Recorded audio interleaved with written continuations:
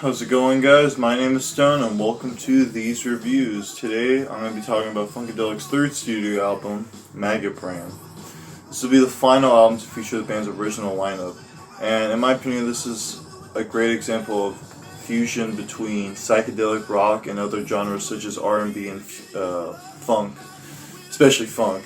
Though it may be better known for its 10-minute title track, Maggot features a lot of hit singles for the band that gained them both public and critical success. And although this is probably the most funk-driven and soul-influenced record I have in my psychedelic rock collection, I feel like it having those elements combined so well with psychedelic rock really makes this album and Funkadelic as a whole stand out as a band for me, or in my vinyl catalog, you could say.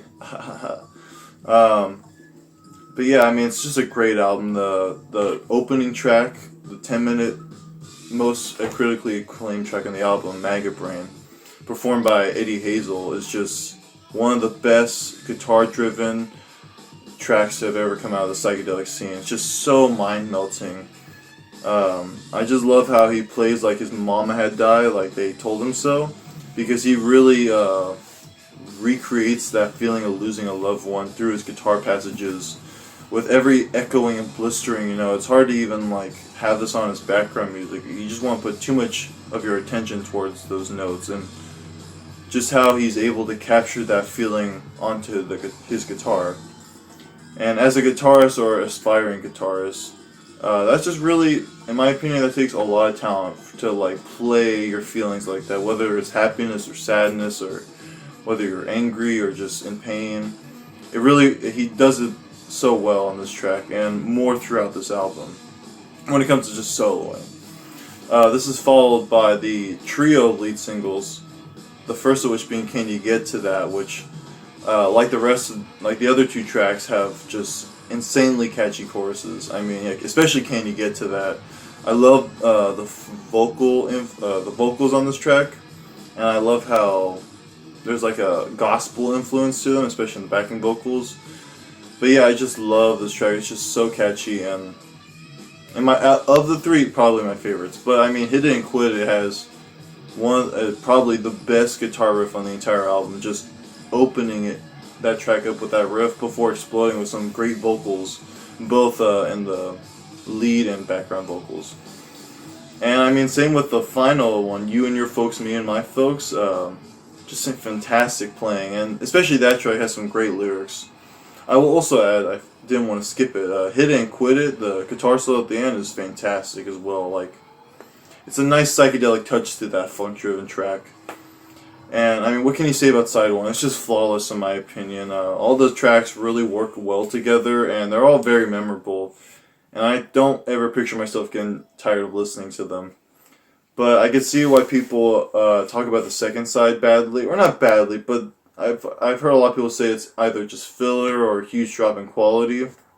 I personally really like it. I really like the experimentation and performance that was put into these last three tracks. And I don't know, I mean, I get a kick out of it. The first, or the opener of side two, being Super Stupid, which reminds me a lot of Black Sabbath, with Eddie Hazel's guitar riffs and his guitar tone. The vocals are great on that track as well, and the song overall is really good, but I feel like the guitar really sticks out more than anything else. And that guitar solo at the end, just the guitar playing as a whole is just fantastic. That's what I get out the most from that track. And I mean, yeah, the vocal melody is really catchy. I just love how energetic the track is overall. It's like I said, every track kind of stands out from one another, and this track stands out for being just so heavy and in your face, which I like. Back in Our Minds, it's a very whimsy, goofy psychedelic track. I like it, though I would admit it's probably the worst track on the album. Not to say it's bad though, because I actually do enjoy how goofy it is with that weird percussive instrument really leading the whimsiness of this track forward. I will say also prepares the listener for the absolute madness that is the closing track, Wars of Armageddon, which is essentially Funkadelic's own version of Revolution 9, albeit with actual instruments.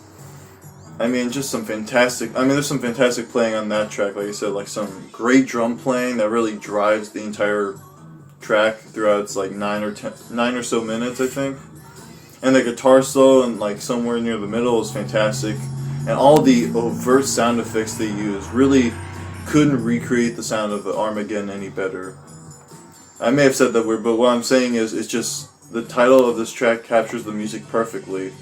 And the way that Nuclear Blast comes in at the end really reminds the listener, or me at least, of how bleak this album is overall if you pay attention to its lyrical content. It's just something else, and it's a dark album, but there's in this dark album they were able to add some not jolly, but like some catchy rhythmic songs while also getting their point across, especially in You and Your Folks, Me and My Folks. But with that said, yeah, this is just a great album. If you haven't heard it, definitely give it a listen. Like I said, the second side is very inaccessible, but I feel like with that kind of avant-garde music or that avant-garde influence on that track, to me, like I've said before about avant-garde, I just like that, how weird the music could be and how it could scratch a part of my brain that no normal song could reach. I don't know, I just like the overwhelming feeling that song tries to intimidate you with. But yeah, I mean, some of my favorite tracks, if I had to like name 3 of 7, would be Maggot Brain, Can You Get to That, and then Wars of Armageddon. All the middle stuff's great too, but those 3 are just what sticks out the most in my opinion. 2 tracks I'll also kind of glide over real quick. Whole Lot of BS. Fucking love that song. I know it's probably super annoying to some. I know some of my friends I played it to, they can't stand it. But man, just the drum playing, the chorus, the weird vocals, it is very repetitive. It's kind of reminds me of Who Done It by Genesis, if you're familiar with that track. But I really wish it was on this album, because I feel like it could have worked well after Back in Our Minds. And same with I Miss My Baby. That song is just fantastic. That song sounds nothing like, I mean, I get why they didn't put it on this album, because it doesn't sound like much else. Like, I don't know, like the goofy tracks and all that, but man, it's just a great, soulful R&B, whatever you call it. It's a great song. I don't know why they didn't put those 2 songs on there. I mean, I think Whole Lot BS was a B-side, and maybe I Miss My Baby was as well, but the song's only like 36 minutes long, I think. I don't know, they could have squeezed it on. I feel like, in my opinion, it would have made the album a lot better, especially on vinyl, to have like, I don't know, so I'm looking at the record now. Yeah, like I said, Whole Lot BS and then I Miss My Baby. I don't know if I Miss My Baby would work there, but just somewhere in the track listing, I think it would have been a great addition to the album. Which I'm glad they put it on the CD version in time. But yeah, if you haven't heard this record, like I said, give it a chance. If you have and you're a big fan, you probably are because you're watching this video. Let me know some of your favorite songs, because I'd love to hear your top 3. Or if you think like the second side is as nearly as bad as the first side, or whether or not you actually listen to it. Because I actually go to the second side often, because like I said, Wars of Armageddon's favorite track of mine is just so chaotic, and it's something else. It's just not, is it music? It's music. But yeah, I hope you guys enjoyed this video. This is I hope you like the new setup too, by the way.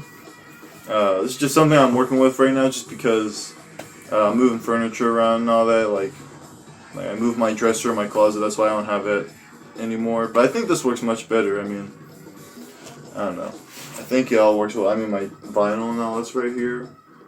Yeah, I like it very much. But yeah, I hope you guys have a good one. I'll see you in the next video. Bye.